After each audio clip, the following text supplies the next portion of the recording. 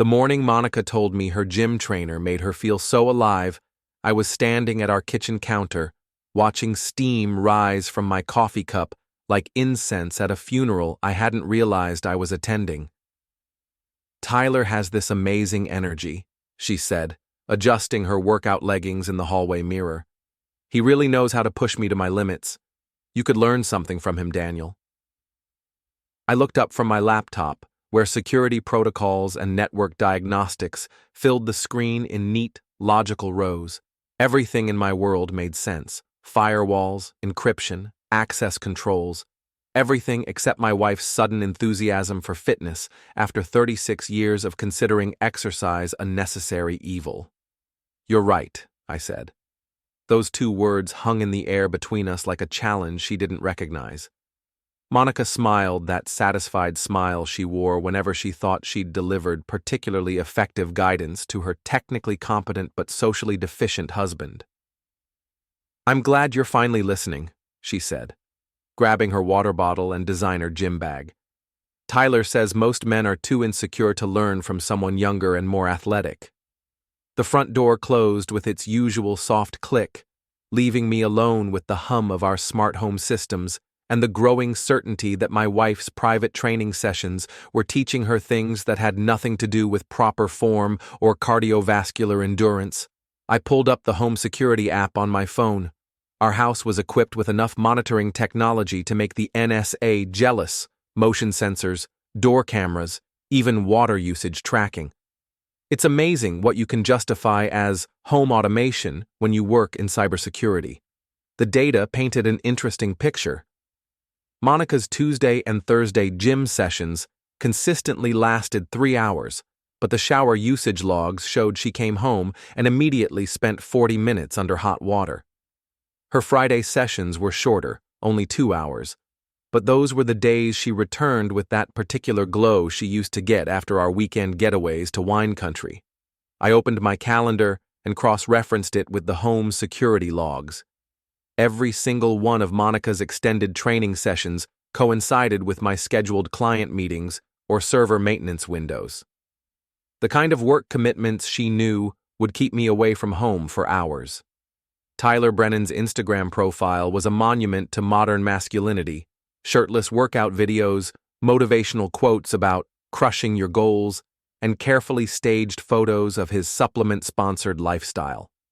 32 years old, certified personal trainer, and according to his bio, helping suburban women discover their inner strength. His wife, Jessica, managed the front desk at Elite Fitness Center. I'd seen her there during my brief, unsuccessful attempt to join Monica's fitness journey 6 months ago. Sharp-eyed, quick with sarcastic comments about gym members who thought money could substitute for effort. She seemed like the type who would notice when her husband's training schedule included house calls. I scrolled through Tyler's client testimonials. Monica's review from 3 months ago made my coffee taste like ash. "Tyler has completely transformed my life. His personal attention and customized approach have awakened parts of me I didn't know existed. Every session leaves me energized and craving more. My husband has noticed the change, too." The notification chime from our front door camera interrupted my research. Tyler's silver BMW was pulling into our driveway. According to Monica's calendar, she was supposed to be at the gym for another hour. I watched through the camera feed as Tyler walked up to our front door like he owned the place. Confident stride, gym bag slung over his shoulder, using the spare key Monica had obviously given him to let himself into my house. The motion sensors tracked his movement through our living room, up the stairs, and into our master bedroom. My bedroom. The water usage monitor showed the shower turning on 20 minutes later. I closed my laptop and walked to my car. It was time to pay a visit to Elite Fitness Center. The gym buzzed with its usual afternoon energy: middle-aged professionals trying to reclaim their 20s, stay-at-home parents treating workouts like social events, and serious athletes who ignored everyone else. Jessica Brennan sat behind the front desk, typing something on her computer with the focused intensity of someone composing a particularly cutting email. "Excuse me," I said, approaching the counter. I'm Daniel Ashford. My wife Monica trains here with your husband. Jessica looked up, her expression shifting from professional courtesy to something more guarded. Oh, hi. Tyler's not here right now. I know. He's at my house. The words landed exactly as I intended. Jessica's fingers stopped moving on the keyboard, and her eyes narrowed slightly. I'm sorry, what? Private training session. At our home gym. I kept my voice casual, conversational. Monica says Tyler prefers the more intimate setting for advanced techniques. Jessica stared at me for a long moment. Around us, the gym continued its normal rhythm, but I could feel the shift in her attention like a frequency change on a radio dial. Tyler doesn't do house calls, she said slowly. Apparently, he makes exceptions for special clients. Monica's been raving about his hands-on approach. I pulled out my phone and showed her the home security notification. That's his car in our driveway right now. The color drained from Jessica's face, replaced by something harder and more dangerous. She looked at the timestamp on my phone, then at her own computer screen. He told me he was doing equipment maintenance this afternoon, she said quietly. Well, he's definitely working on something. Jessica's hands clenched into fists on the desk. How long has this been going on? 3 months, according to the security logs. Tuesdays and Thursdays, usually when I'm at client meetings. Sometimes Fridays, too. The silence stretched between us, filled with the sound of weights clanking and cardio machines humming. Jessica's jaw worked like she was chewing through several different responses before settling on the right one. What are you going to do about it? She asked. I smiled, and for the first time in months, it felt genuine. I'm going to learn something from your husband, just like Monica suggested. That evening, Monica returned home with her usual post-workout glow and an extra spring in her step. She found me in the kitchen, preparing dinner with the methodical precision I applied to everything else in my life. You're home early, she said, dropping her gym bag by the door. Client meeting got canceled. How was training? Intense. Tyler really pushed me today. She stretched dramatically, showing off her flexibility. He says I'm making incredible progress. I nodded, continuing to chop vegetables with steady, even strokes. He seems very dedicated to your development. He is. Most trainers just go through the motions, but Tyler really cares about results. He pays attention to every detail. I'm sure he does. Monica disappeared upstairs for her ritual post-workout shower, leaving me alone with my thoughts and a growing sense of clarity about what needed to happen next. I'd spent my entire career solving problems through careful analysis and strategic implementation. This situation required the same methodical approach. While the shower ran upstairs, I called Owen Fielding. We'd been friends since college, back when he was studying criminal justice, and I was learning to make computers do impossible things. After a stint in Army intelligence, Owen had parlayed his investigative skills into a private consulting business that operated in the gray areas between corporate security and personal protection. Daniel, this is unexpected. Everything okay? I need a favor, the kind you're good at. Interesting. What's the situation? I gave him the condensed version. Monica's affair, Tyler's arrogance, the house calls disguised as training sessions. Owen listened without interruption, occasionally making small noises that suggested he was taking notes. So, you want surveillance? Documentation? I can have everything you need for a divorce attorney within a week. No, I want something more creative. How creative? The kind that teaches lessons. Owen was quiet for a moment. Daniel, you're one of the most logical people I know. Are you sure you want to go down this road? Monica thinks I should learn from her trainer. I'm just following her advice. All right, what did you have in mind? I explained my initial idea about the thank you basket. Owen listened, then started laughing, a low, appreciative chuckle that told me he understood exactly what I was proposing. That's diabolical and completely legal. I like it. Can you handle the delivery logistics? Leave it to me. But Daniel, once we do this, there's no going back. You sure you're ready for the consequences? I looked around our kitchen, the granite countertops Monica had insisted on, the high-end appliances she used to make smoothies for her post-workout recovery, the breakfast bar where she sat every morning planning her day while barely acknowledging my existence. I'm ready. The next morning, I visited 3 different stores to assemble the perfect thank you basket. The selection process required the same attention to detail I brought to penetration testing. Every element had to serve a specific purpose while maintaining plausible deniability. Premium protein bars in flavors Monica had mentioned Tyler enjoying. Resistance bands in the exact brand I'd seen in his Instagram posts. A bottle of wine from the vineyard Monica claimed was our special place, but had never actually visited with me. And finally, a small container of the expensive massage oil Monica kept in our bedroom nightstand. The note was the crucial component. It needed to sound grateful and innocent, while containing enough specific details to make Jessica's suspicions impossible to ignore. Tyler, thank you for all the private sessions at our home.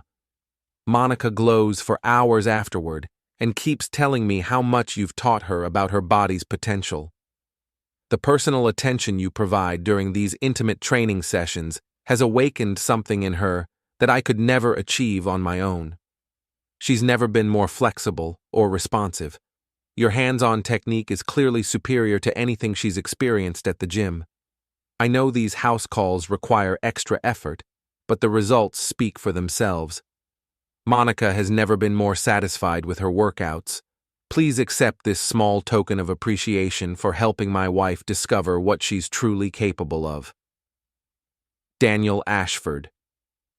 Every word was technically accurate. Every phrase had an innocent interpretation, and every sentence would hit Jessica like a guided missile when she read it in front of the gym's afternoon crowd.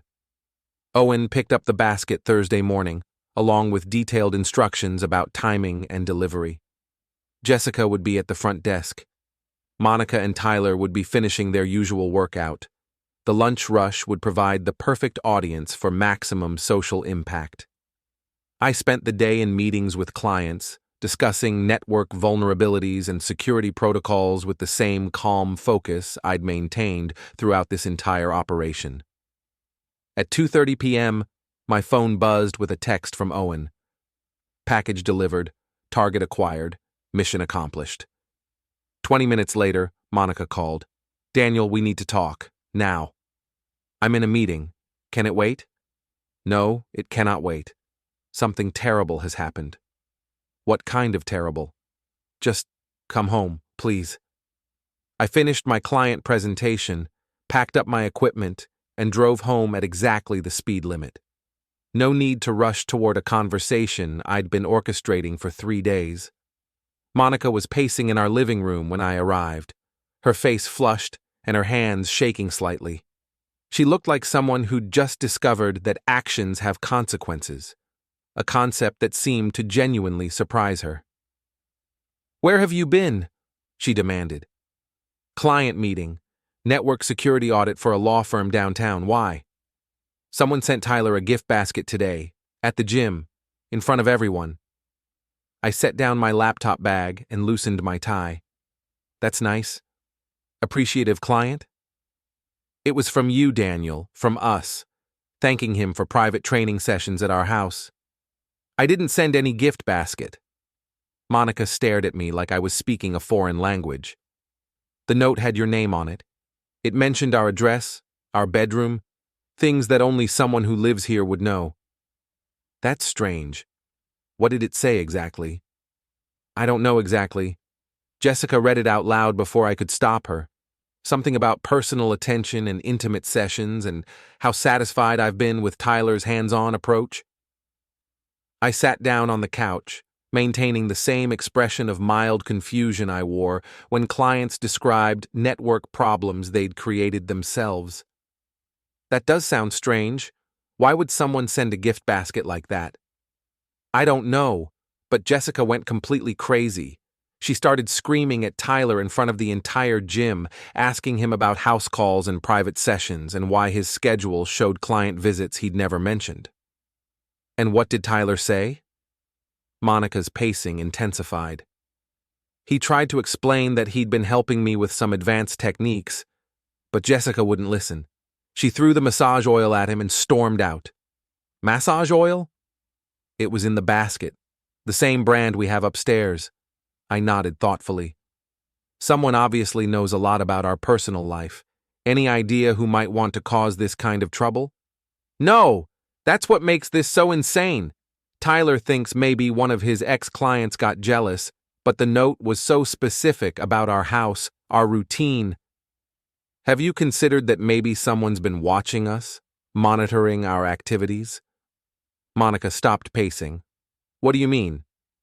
I mean, if someone wanted to cause problems for you and Tyler, they'd need detailed information about your training schedule, your personal preferences, even things like what products you use at home. That level of surveillance suggests someone with technical skills. You think we're being stalked? I think someone's been paying very close attention to your relationship with Tyler. The question is whether they're targeting you, him, or both. Monica sank into the chair across from me, her face pale. What are we going to do? We? I'm not the one having private training sessions with someone else's husband. The words hung in the air like a challenge. Monica's eyes widened, and I could see her brain working through the implications of what I'd just said. Daniel, You what, Monica? You were going to tell me about the house calls, the private sessions while I'm at work? The reason you come home and shower for 40 minutes after 2-hour gym visits? Her mouth opened and closed without producing any sound. I'd seen the same expression on clients' faces when they realized their security breach wasn't the result of sophisticated hackers, just their own careless mistakes. I can explain, she finally said. I'm sure you can. But first, let me show you something. I pulled out my phone and opened the home security app. Monica watched as I scrolled through weeks of data. Tyler's car in our driveway, motion sensors tracking movement through our house, water usage logs documenting her extended showers. You've been monitoring me? She whispered. I've been monitoring our home. It's my job to notice when security protocols are compromised. Monica stared at the screen, watching the evidence of her affair play out in timestamps and data logs. When she looked up, her expression had shifted from guilt to something approaching anger. So you sent that basket. You humiliated me in front of everyone. I told you I didn't send any basket. But I did learn something from your trainer, just like you suggested. What's that supposed to mean? I stood up and walked to the window, looking out at our perfectly manicured suburban street. I learned that when someone violates your trust, the most effective response isn't confrontation, it's education. Friday morning brought an unusual silence to our house. Monica had spent the night in the guest room, claiming she needed space to think. I'd spent it researching Tyler Brennan's business practices, social media presence, and the various ways a personal trainer's reputation could be systematically dismantled. Tyler's online brand was built on trust, professionalism, and family values. His bio mentioned his supportive wife, Jessica, and their shared commitment to helping couples achieve their fitness goals together. His client testimonials emphasized his respectful approach and professional boundaries. All of that was about to become a liability. I was drinking coffee and reviewing Tyler's business registration when Monica appeared in the kitchen doorway, still wearing yesterday's clothes and looking like she'd spent the night wrestling with uncomfortable truths. We need to talk about what happens next, she said. Do we? Yes. This situation with Jessica and Tyler, it's getting out of control. People are talking. What kind of people? Everyone at the gym. Lori called me last night. She said Jessica posted something on her Instagram about unfaithful husbands and lying clients. I looked up from my laptop. Posted what exactly? Monica pulled out her phone and showed me Jessica's Instagram story.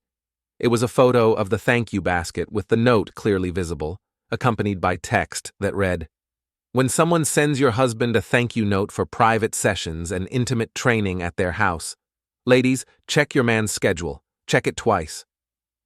The post had been shared 43 times and had over 200 comments. I scrolled through them, watching Monica's social circle dissect her marriage in real time. "This is a disaster," Monica said. "Everyone knows now." Knows what? That Tyler and I were... that you were having an affair with a married man in our bedroom while I was at work? Monica flinched like I'd slapped her. It wasn't supposed to happen. It just evolved. Evolved, like a virus. Don't be cruel, Daniel. I made a mistake. But this public humiliation isn't solving anything. I closed my laptop and gave Monica my full attention. You're right. Public humiliation is just the beginning. What's that supposed to mean? It means your trainer hasn't finished teaching me yet. Before Monica could respond, my phone rang. The caller ID showed a number I didn't recognize, but the voice was familiar, Tyler Brennan, sounding significantly less confident than he did in his motivational videos. "Daniel, this is Tyler. We need to talk." "About what?" "About this situation with the gift basket, with Jessica, with your wife. I'm not sure what you think we need to discuss.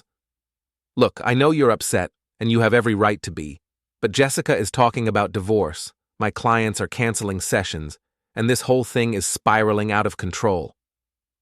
I looked at Monica, who was watching me with desperate intensity. "Where would you like to meet?" "Somewhere private. Away from the gym, away from our neighborhood. There's a coffee shop on 5th Street. Grounded. Can you be there in an hour?" "I'll be there." I hung up and turned to Monica. "Your trainer wants to have a conversation." "What are you going to say to him?" "I'm going to listen to what he has to teach me." Grounded Coffee occupied the ground floor of a converted warehouse, all exposed brick and industrial lighting, designed to make suburban professionals feel edgy while drinking overpriced lattes. Tyler was already there when I arrived, sitting at a corner table and looking like a man who'd recently discovered that consequences were more than just motivational concepts. He stood when he saw me, extending his hand in a gesture that probably worked better when he wasn't trying to negotiate his way out of a personal disaster. "Daniel, thanks for coming. I know this is awkward." I shook his hand and sat down across from him. Up close, Tyler looked older than his Instagram photos suggested. The confidence that radiated from his online presence seemed forced in person, like a performance he was struggling to maintain. "You said you wanted to talk about the situation." "Right. Look, I need you to know that whatever happened between Monica and me, it was never meant to hurt you. Things just got complicated." "Complicated how?" Tyler ran his hand through his hair, a gesture that probably looked better when he was posing for fitness photos. "Monica was going through a rough patch. She felt neglected, unappreciated. She needed someone to make her feel valued. And you volunteered for that role. It wasn't like that. I'm a professional. I maintain boundaries with all my clients. But Monica, she was different. She made it clear that she wanted more than just fitness training." I nodded, maintaining the same neutral expression I used during client negotiations. "So she seduced you?" "I wouldn't put it that way exactly, but yes, she pursued me, aggressively. And you were powerless to resist." Tyler's jaw tightened. "Look, I'm trying to take responsibility here. I made a mistake. We both did. But I need you to understand that I never intended for this to become public. The gift basket, Jessica's reaction, that's not what anyone wanted." "What did you want?" "I wanted to help Monica feel better about herself. And maybe I enjoyed the attention. My marriage with Jessica has been strained lately. She's always angry about something, always criticizing. Monica made me feel appreciated." I leaned back in my chair, studying Tyler's face. He was telling me a story he'd probably rehearsed, casting himself as the misunderstood victim of circumstances rather than a married man who'd chosen to have an affair with a client in her husband's house. So this is Monica's fault for pursuing you, and Jessica's fault for not appreciating you enough? That's not what I'm saying. What are you saying? Tyler leaned forward, lowering his voice like we were conspirators. I'm saying that marriages are complicated. Sometimes people need something their spouse can't provide. That doesn't make them bad people. Just unfaithful ones. Daniel, I can see you're angry and I understand why, but we're all adults here. We can handle this situation maturely. How do you suggest we do that? Well, first, I need you to help me fix things with Jessica. She's talking about posting more stuff online, maybe even contacting my other clients. That could destroy my business. And why would I want to help you save your business? Because if my business gets destroyed, everyone suffers. Monica's reputation, my family, even you. People will talk about this for months if it keeps escalating. I nodded thoughtfully. So you want me to help you contain the damage? Exactly. We call it a misunderstanding. Someone playing a prank, maybe an ex-client with a grudge. Jessica calms down, Monica's reputation stays intact, and we all move on with our lives. And what about Monica and me? Tyler shrugged. That's between you two. But I'd suggest counseling, communication, maybe some couples therapy to work through trust issues. I stared at him for a long moment, marveling at his ability to reframe adultery as a relationship challenge that could be solved with better communication. Tyler interpreted my silence as consideration. Look, Daniel, I know this is hard to hear, but Monica told me things about your marriage, how you work all the time, how you never really listen to her, how she feels invisible in her own house. Maybe this situation is an opportunity to address some of those underlying issues. She told you I don't listen to her. Among other things, yes. She said you treat her like a roommate instead of a wife, that you're more interested in your computers than your relationship. I pulled out my phone and placed it on the table between us. Tyler, I want you to know that I've been listening very carefully to everything you've said today. Good. I hope we can work together to resolve this. Oh, we're definitely going to resolve it. But first, I want you to hear something. I tapped the screen, and Tyler's voice filled the space between us. Monica made it clear that she wanted more than just fitness training. She pursued me, aggressively. My marriage with Jessica has been strained lately. She's always angry about something, always criticizing. Monica made me feel appreciated. Tyler's face went white. You recorded our conversation? I record all my conversations. Occupational habit. That's illegal. Actually, it's not. This is a one-party consent state. I'm legally entitled to record any conversation I'm part of. Tyler stood up abruptly, his chair scraping against the concrete floor. You can't use that recording. Can't I? I think Jessica would be very interested to hear your thoughts about her anger issues, and I'm sure your other clients would love to know how you handle professional boundaries. What do you want? I stood up as well, maintaining eye contact. I want you to finish teaching me. Teaching you what? How to handle complicated situations, how to make people feel appreciated, how to give someone the personal attention they deserve. Tyler backed away from the table, his confident demeanor completely gone. Daniel, I think you're misunderstanding. No, Tyler. I understand perfectly. You taught my wife that actions don't have consequences. Now I'm going to teach both of you that they do. I picked up my phone and walked toward the exit, leaving Tyler standing alone among the exposed brick and industrial lighting, probably wondering how a simple conversation had turned into something that felt much more dangerous. Saturday morning brought the kind of autumn weather that made suburban neighborhoods look like movie sets. Golden light filtering through changing leaves, the smell of coffee and possibility in the air. I was in my home office, orchestrating the next phase of Tyler and Monica's education, when Owen called with an update. Jessica filed for separation yesterday, he said without preamble. Moved out of their apartment and back in with her sister. Also froze their joint accounts and changed the locks. Efficient. Gets better. She printed out your recording and left copies all over the gym. posted transcripts on every fitness forum Tyler's ever participated in. The man's professional reputation is currently somewhere between pond scum and expired protein powder.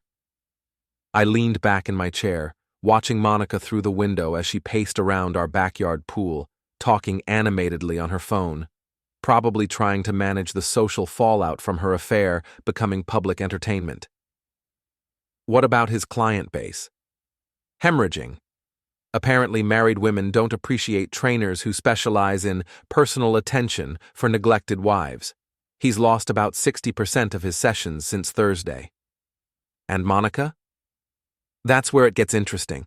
Her friend Lori has been documenting this whole situation on social media like it's a reality show. Posted screenshots of Monica's texts, photos of Tyler's car in your driveway, even a timeline of their affair with commentary. Monica's become the neighborhood cautionary tale. Through the window, I watched Monica end her call and throw her phone onto a patio chair, with enough force to suggest the conversation hadn't gone well. How's she handling the attention? About as well as you'd expect. Word is she's considering taking a leave of absence from work. Hard to manage HR when everyone's discussing your personal life in the break room. Monica appeared at my office door, her face flushed and her eyes bright with the kind of anger that comes from realizing you're not the victim in your own story. I need to call you back, I told Owen. Daniel, we need to discuss boundaries, Monica said, stepping into my office without invitation. What kind of boundaries? The kind that prevent you from destroying people's lives for sport.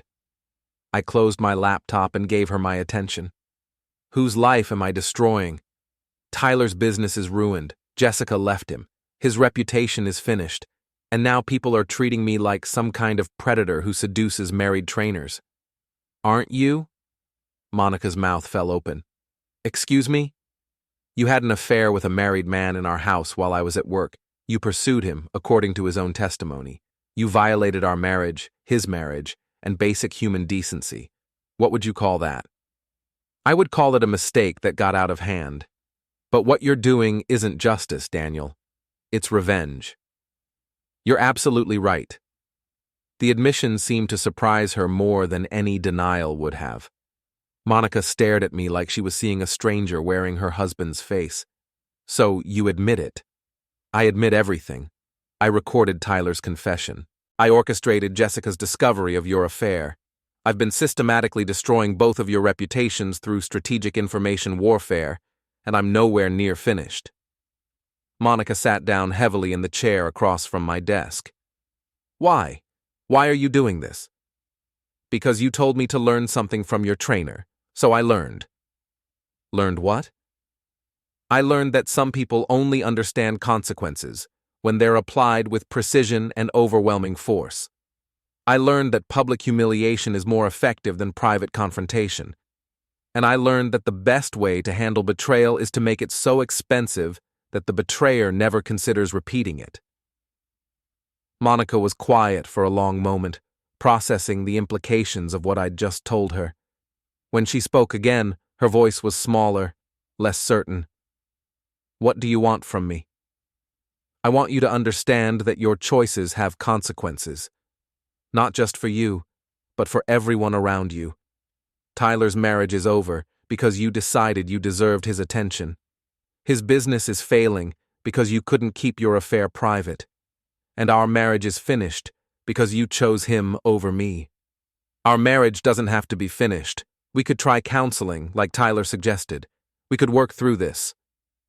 I opened my laptop and showed her the screen, divorce papers I'd been preparing since Thursday, along with documentation of her affair, financial records showing her spending on gifts for Tyler, and a timeline of their relationship that would make any judge's decision very simple. Tyler suggested counseling because he doesn't understand the situation. This isn't a communication problem, Monica. It's a character problem. You're really going to divorce me over this? I'm going to divorce you because of this.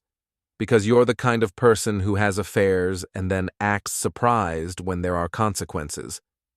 Because you think Tyler's business being destroyed is somehow worse than our marriage being destroyed. Because even now, You're more concerned about managing the fallout than taking responsibility for the choices that created it. Monica stared at the divorce papers, her face cycling through emotions like a slot machine looking for the right combination. When she looked up, her expression had hardened into something I'd never seen before. Fine. If that's how you want to play this, we'll play it your way. But don't think I'm going to make this easy for you. I wouldn't expect you to. She stood up and walked toward the door, then turned back. You know what's funny, Daniel? Tyler was right about one thing. You are more interested in your computers than your relationships. You've turned our marriage into some kind of network security problem to be solved. And you turned it into a fitness program with benefits. I guess we both learned something new about ourselves. Monica left my office, and a few minutes later I heard the front door slam. Through the window I watched her drive away in her car, probably heading to whatever friend or family member was still willing to listen to her version of events. My phone buzzed with a text from Owen. Tyler's been asking around about you. Wants to know if you have any vulnerabilities he can exploit. Thought you should know. I replied, let him look. He won't find anything. But as I sat in my office, surrounded by the technology that had helped me uncover and orchestrate this entire situation, I realized that Tyler's investigation might actually be helpful. Because the next phase of his education was going to require him to make some very poor decisions, and nothing motivated poor decisions like desperation. I opened a new document on my laptop and began planning Tyler Brennan's final lesson. Tyler's desperation manifested faster than I'd anticipated. By Monday morning, he'd already made 3 crucial mistakes that would accelerate his education considerably. First, he'd hired a private investigator to look into my background, a sloppy ex-cop named Frank Morrison who specialized in divorce cases and insurance fraud. Morrison's digital footprint was about as secure as a screen door, and it took me less than an hour to access his files and discover exactly what Tyler was hoping to find. Second, Tyler had started calling Monica repeatedly, trying to coordinate their stories and plan some kind of counterattack against Jessica and me. Unfortunately for both of them, Monica's phone security was still compromised from my initial investigation. Third, and most importantly, Tyler had decided that intimidation was his best remaining strategy. The threatening text arrived at 11:30 a.m. Your little games are over. Meet me at the construction site on Maple Ridge Road tonight at 8 p.m. Come alone, and we'll settle this like men. Don't come, and I'll make sure everyone knows what kind of coward you really are. I forwarded the message to Owen along with a note. Final exam tonight. Bring recording equipment. The Maple Ridge construction site was a half-finished luxury development that had been abandoned when the original developer ran out of money. 5 partially completed houses sat like broken teeth in a field of mud and construction debris, surrounded by chain-link fencing and warning signs that nobody paid attention to. I arrived 15 minutes early, parking my car on the street and walking through a gap in the fence that local teenagers had created for easier access. Owen was already in position, hidden in one of the unfinished houses with enough surveillance equipment to document whatever Tyler had planned. Tyler's BMW pulled up exactly at 8 o'clock. He got out of the car like an action hero, all swagger and barely contained aggression. He'd clearly been rehearsing this confrontation, probably imagining how good it would feel to finally take control of a situation that had been spiraling away from him for days. Daniel, glad you decided to show up. I walked toward him slowly, keeping my hands visible and my expression neutral. You said you wanted to settle this like men. What did you have in mind? I had in mind that you stop hiding behind your computer and face me directly, man to man. I'm here. Tyler stepped closer, invading my personal space in a way that probably worked well in the gym, but felt forced and theatrical in the abandoned construction site. You think you're clever, don't you? Recording our conversation, manipulating Jessica, destroying my business. I think I'm thorough. Well, here's something you didn't think through, genius. I've been asking around about you, talking to people who know your history. What history is that? Tyler smiled, the expression predatory and confident. Your history of violence, your martial arts background, the assault charges that got dropped in college. I kept my face blank, but internally, I was impressed. Tyler's investigator had actually found something, a bar fight from 20 years ago that had been resolved without conviction, but remained in police records. What about it? What about it is that you're not the harmless computer nerd you pretend to be. You're a violent man with anger management issues who's been planning this revenge fantasy for weeks. And when I report this conversation to the police, along with evidence of your stalking and harassment campaign, you're going to be the one facing consequences. Tyler pulled out his phone and started recording. Go ahead, Daniel. Tell me again how you've been systematically destroying my life. Tell me about your plans for revenge. Say it on camera this time. I looked directly into his phone's camera. Tyler, I need you to understand something. Everything I've done to you has been completely legal.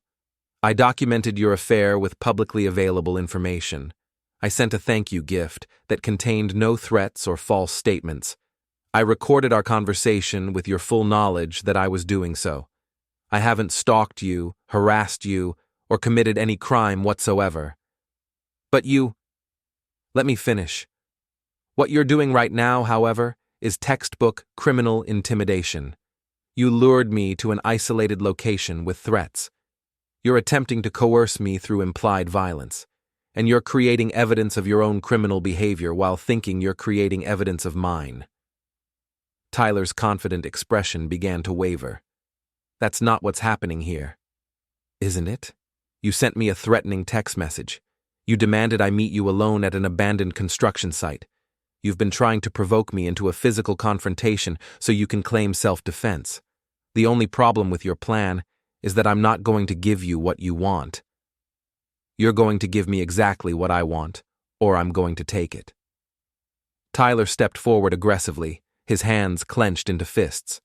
It was the moment I'd been waiting for, the moment when his desperation would override his judgment completely. Instead of backing away, I moved toward him, closing the distance between us so quickly that his phone dropped from his surprised hands.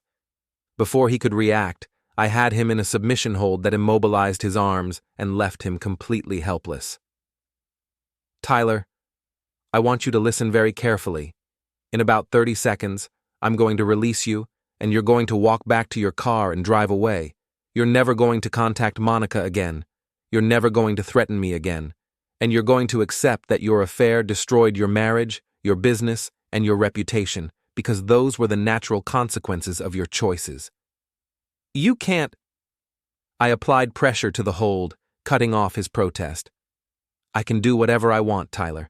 I have 20 years of martial arts training, a perfect legal justification for self-defense, and absolutely nothing left to lose. The question is whether you're smart enough to walk away while you still can. I released him and stepped back. Tyler stumbled, gasping and rubbing his arms where I'd controlled him. His phone lay in the dirt between us, still recording. Pick up your phone, Tyler. He bent down and retrieved it with shaking hands. Now tell the camera what you've learned today. Tyler looked at the phone, then at me, his face cycling through anger, fear, and finally resignation. I learned that some people can't be intimidated. What else? I learned that actions have consequences. And? Tyler was quiet for a long moment, staring at the ground. When he looked up, something had changed in his expression. The swagger was gone, replaced by exhaustion. I learned that I destroyed my own life.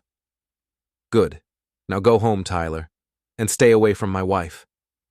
Tyler walked back to his car without another word. I watched him drive away, then retrieved my own phone to call Owen. Did you get all of that? Every word. That was either the most controlled thing I've ever seen, or the most terrifying. Maybe both. I walked back through the construction site toward my car, feeling something I hadn't experienced in months, complete certainty about what came next. Tyler's education was finished. Monica's would be concluded tomorrow, when the divorce papers were served at her office in front of her colleagues. And my own education?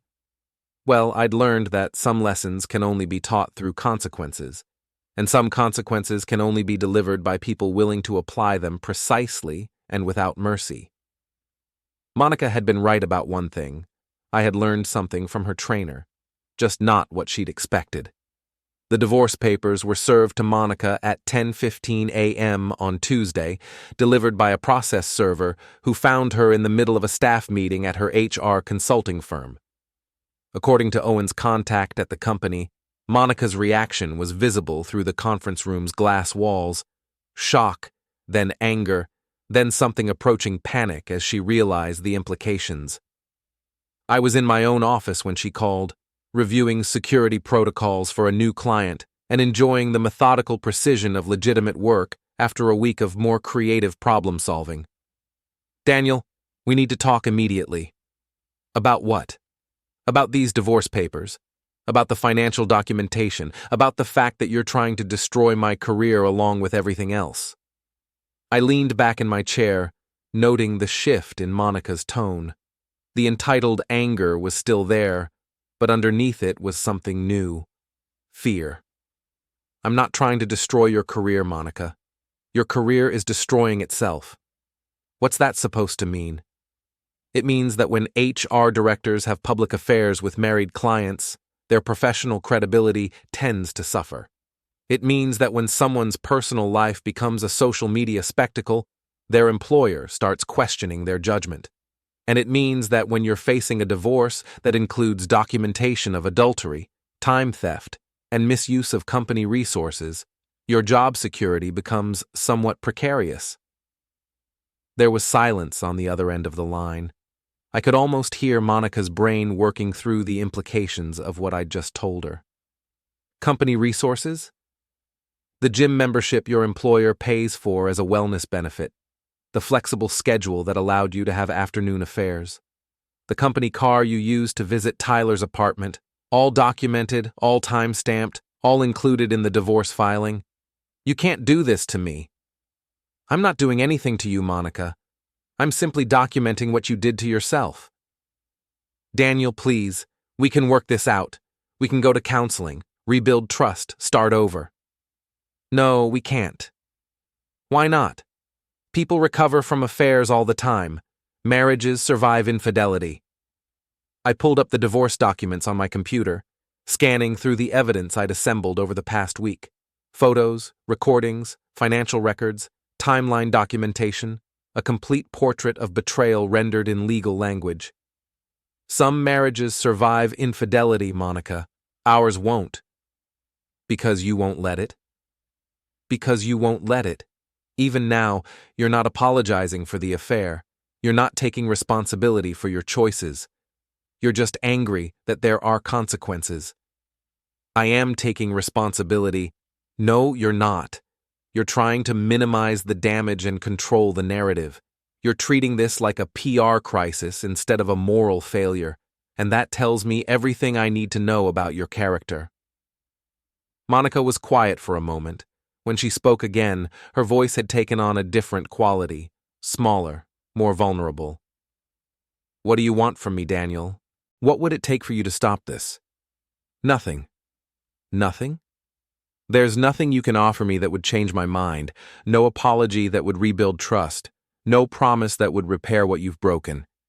You made your choice when you decided Tyler's attention was worth more than our marriage. Now you get to live with that choice."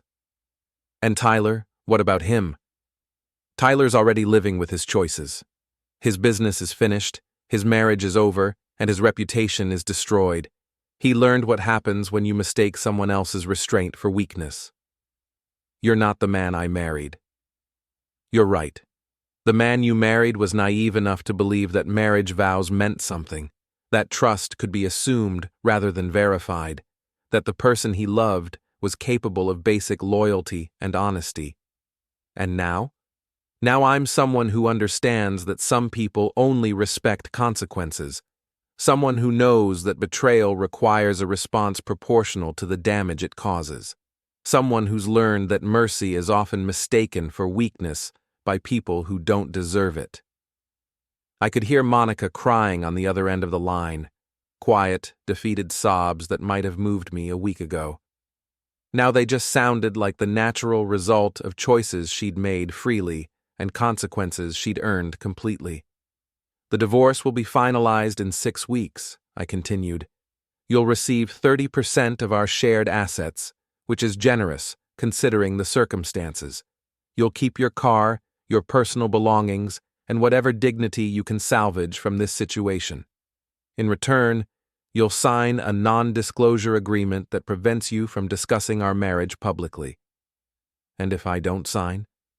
Then the documentation of your affair becomes public record. Every text message, every photo, every timestamp showing Tyler's visits to our house while I was at work. Your employer will receive copies, along with every HR professional in your network. Your parents will receive copies. Tyler's parents will receive copies. Everyone you know will have access to the complete record of your choices. The crying stopped. I could hear Monica breathing, probably trying to process the scope of what I was offering versus the alternative. You've thought of everything, haven't you? I've learned to be thorough. From Tyler? From you.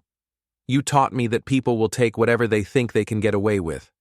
Tyler taught me that consequences are the only language some people understand. And together, you both taught me that sometimes the only way to protect yourself is to make betrayal so expensive that nobody considers it worthwhile. Monica hung up without saying goodbye. I sat in my office for a few minutes, looking out at the city skyline and feeling something I hadn't experienced in months.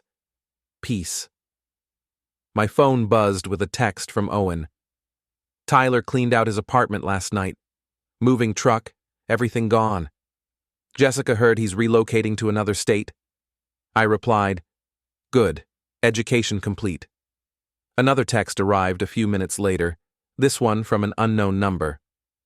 "This isn't over." I deleted it without responding. Some students never learn, but that wasn't my problem anymore. I turned back to my computer and opened the security protocol I'd been reviewing. Legitimate work, straightforward problems, logical solutions, the kind of challenges that could be solved through competence and attention to detail rather than elaborate revenge schemes. My phone rang. New client, new project, new problems to solve. I answered on the second ring. "Daniel Ashford, Security Consulting. How can I help you?"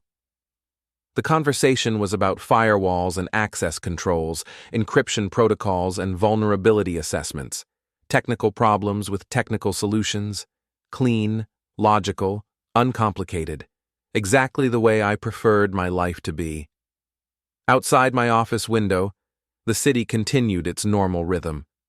People going to work, making choices, living with consequences. Some of them learning from their mistakes, others repeating them endlessly. Monica and Tyler were somewhere out there, dealing with the aftermath of their education. Jessica was probably rebuilding her life without a husband who confused professional boundaries with personal opportunities. And I was here, in my office, doing work that made sense in a world that often didn't. The lesson was over. Class dismissed.